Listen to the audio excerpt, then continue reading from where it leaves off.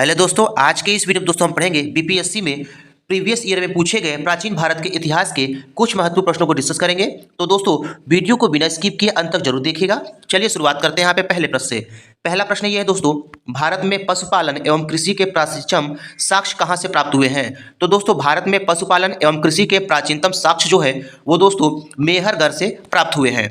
अगला प्रश्न देखेंगे दोस्तों, प्रश्न नंबर यहाँ पे दूसरा है, निम्नलिखित में से किसको कैल्कोलिथिक युग भी कहा जाता है? तो दोस्तों कैल्कोलिथिक युग किसको कहा जाता है? ताम्र पाषाण युग को कहा जाता है। प्रश्न नंबर 3 देखेंगे दोस्तों, हड़प्पा में मिट्टी के बर्तनों में सामान्यतः किस रंग का प्रयोग किया जाता था? तो दोस्तों हड़प्पा में मिट्टी के बर्तनों पर सामान्यतः लाल रंग का प्रयोग किया जाता था। अगला प्रश्न देखेंगे दोस्तों, तो सिंधु सभ्यता निम्नलिखित में से किस युग में पड़ता है? तो दोस्तों सिंधु सभ्यता जो है वो आद्य ऐतिहासिक काल युग में पड़ता है। अगला प्रश्न देखेंगे, प्रश्न नंबर 5वां है दोस्तों, सिंधु घाटी सभ्यता की सबसे महत्वपूर्ण विशेषता क्या है? तो दोस्तों सिंधु घाटी सभ्यता की महत्वपूर्ण विशेषता दोस्तों इन चारों में से कोई नहीं है। तो दोस्तों कुछ इसके बारे में हम जान लेते हैं। यहाँ पे दोस्तों दिया हुआ है कि सिंधु घाटी सभ्यता की प्रमुख विशेषता नगर नियोजन को माना जाता है। इसकी प्रमुख विशेषता क्या है दोस्तों? नगर नियोजन है। यहाँ नगर और कस्बे एक निश्चित योजना के अनुसार बसाए जाते थे। पक्की ईंटों से बनी इमारतों से मोहनजोदड़ो का विशाल स्नानागार एवं अन्नागार प्रमुख है।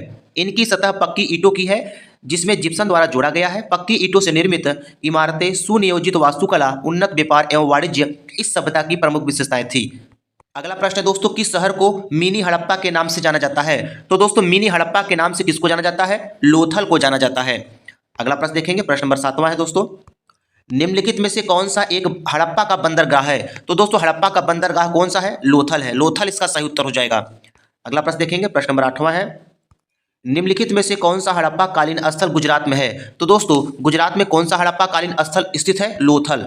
अगला प्रश्न देखेंगे, प्रश्न नंबर 9वां है दोस्तों, प्रथम मानव जीवाश्म भारत की किस नदी घाटी से प्राप्त हुआ है?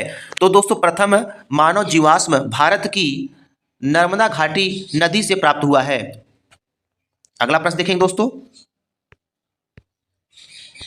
अगला प्रश्न है दोस्तों, निम्नलिखित में से कौन सा जानवर सिंधु घाटी सभ्यता के लोगों को नहीं पता था? तो दोस्तों इसका सही उत्तर हो जाएगा घोड़ा। अगला प्रश्न देखेंगे, बुद्ध की प्राचीनतम प्रतिमा किस शैली में प्राप्त होती है? तो दोस्तों बुद्ध की प्राचीनतम प्रतिमा जो है इन चारों में से कोई भी शैली प्राप्त नहीं होती है। तो इसके बारे में कुछ यहाँ पे देख लेते हैं दोस्तों। तो यहाँ पे दिया है, कुषाण काल में ही गांधार एवं मथुरा कला शैली के तहत बुद्ध एवं बोधिसत्वों की बहुसंख्यक मूर्तियों का बैठी एवं खड़ी स्थिति में निर्माण हुआ है। वी.एस. अग्रवाल के मतानुसार सबसे पहले मथुरा में बुद्ध मूर्तियों का निर्माण किया गया, जहां इनके लिए पर्याप्त आधार था। हेनसांग के विवरण के अनुसार बुद्ध की प्रथम प्रतिमा कौशाम्बी में बनी थी, परंतु दोस्तों अनेक विद्वान महात्मा बुद्ध की प्रथम प्रतिमा के निर्माण का श्रेय गांधार कला को देते हैं। अतः निश्चित तौर पर यह नहीं कहा जा सकता कि बुद्ध की प्रथम प्रतिमा किस शैली में बनी थी। अगला प्रश्न है दोस्तों, कला की गांधार शैली निम्न समय में फली फूली थी? तो दोस्तों कला की जो है गांधार शैली जो है वो कुषाणों के समय में फली फूली थी। अगला प्रश्न देखेंगे, प्रश्न नंबर 13 है दोस्तों, भारत में पहले साम्राज्य की स्थापना किस शासक के द्वारा किया गया था? तो दोस्तों भारत में पहले साम्राज्य की स्थापना चंद्रगुप्त मौर्य के द्वारा किया गया था। प्रश्न नंबर 14 है दोस्तों, किस अभिलेख में कलिंग विजय का वर्णन है? तो दोस्तों इसका सही उत्तर हो जाएगा न तो दोस्तों मास्की अभिलेख में, ना तो जूनागढ़ में, ना तो रुद्रदामन में और ना ही हाथी गुम्फा में। तो दोस्तों इसका उत्तर हम जान लेते हैं। यहाँ पे ब्रीफ में दिया हुआ है, अशोक के कलिंग विजय का उल्लेख जो है अशोक के 13वें शिलालेख से प्राप्त होता है। हाथी गुम्फा अभिलेख चेदी राजा खारवेल की आत्मकथा स्तुति है। यह गुफा भुवनेश्वर के पास उदयगिरी पहाड़ी पर स्थित है। नंबर 15 है दोस्तों, निम्न में से किस हड़प्पा कालीन स्थल से टेराकोटा का हल प्राप्त हुआ है? तो दोस्तों टेराकोटा का हल कहाँ से प्राप्त हुआ है? बनवाली से प्राप्त हुआ है। अगला प्रश्न देखेंगे, प्रश्न नंबर 16 है, निम्न में से किस हड़प्पन नगर में जुते हुए खेतों के निशान मिले हैं? तो दोस्तों जुते हुए खेतों के निशान जो है कालीबंगा से मिले हुए हैं। अगला प्रश्न देखेंगे, प्रश्न नंबर 17 है दोस्तों, निम्नलिखित में से कौन हड़प्पा और मोहनजोदड़ो के उत्खनन से संबंधित नहीं थे? तो दोस्तों हड़प्पा और मोहनजोदड़ो के उत्खनन से संबंधित वी.एस. स्मिथ नहीं थे। प्रश्न नंबर 18 है दोस्तों, बोग जकोई का महत्व इसलिए है वहाँ जो अभिलेख प्राप्त हुए हैं उनमें वैदिक देवी और देवताओं का वर्णन मिलता है। अगला प्रश्न देखेंगे, प्रश्न नंबर 19 है दोस्तों।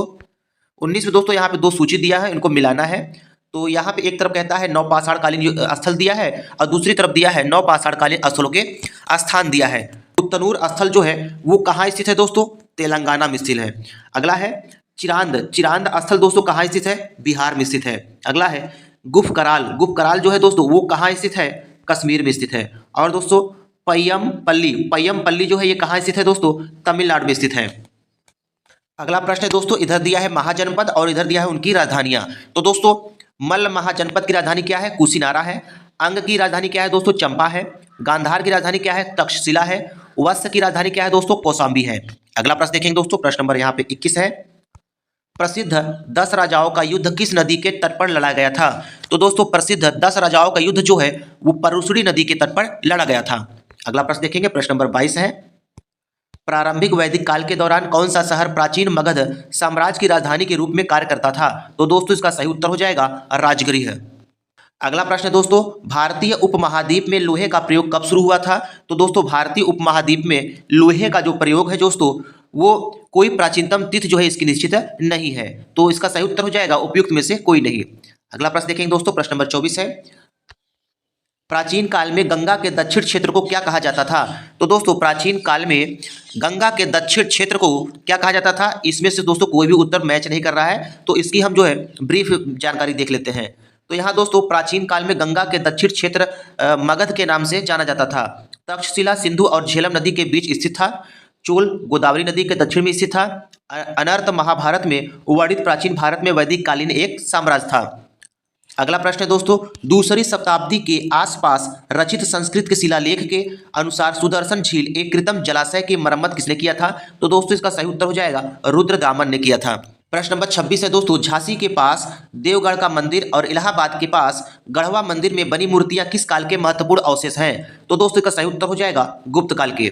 अगला प्रश्न देखेंगे दोस्तों, प्रश्न नंबर यहाँ पे 27 है, ऋग्वेद का कौन सा मंडल पूर्णतः सोम को समर्पित है? तो दोस्तों ऋग्वेद का 9वां मंडल जो है पूर्णतः सोम को समर्पित है। अगला प्रश्न देखेंगे दोस्तों, प्रश्न नंबर 28 है, ऋग्वेद संहिता का 9वां मंडल पूर्णतः किसको समर्पित है? तो दोस्तों का सही उत्तर हो जाएगा सोम और इस पे पर नामाकृत देवता को समर्पित है। नंबर 29 है दोस्तों, गायत्री मंत्र किस पुस्तक में मिलता है? तो दोस्तों गायत्री मंत्र जो है वो भगवत गीता पुस्तक में मिलता है। गायत्री मंत्र ऋग्वेद में उल्लेख है दोस्तों, इसके रचनाकार विश्वामित्र है। यह मंत्र ऋग्वेद के तृतीय मंडल में वर्णित है। अगला प्रश्न देखते हैं दोस्तों, प्रश्न नंबर यहाँ पे 30 है, निम्न में से किस भारतीय दर्शन ने परमाणु सिद्धांत का प्रतिपादन किया था? तो दोस्तों वैशेषिक भारतीय दर्शन ने परमाणु सिद्धांत का प्रतिपादन किया था। तो दोस्तों इस वीडियो में इतना ही। वीडियो पसंद आया तो वीडियो को लाइक कीजिएगा। मिलेंगे नेक्स्ट वीडियो में। धन्यवाद।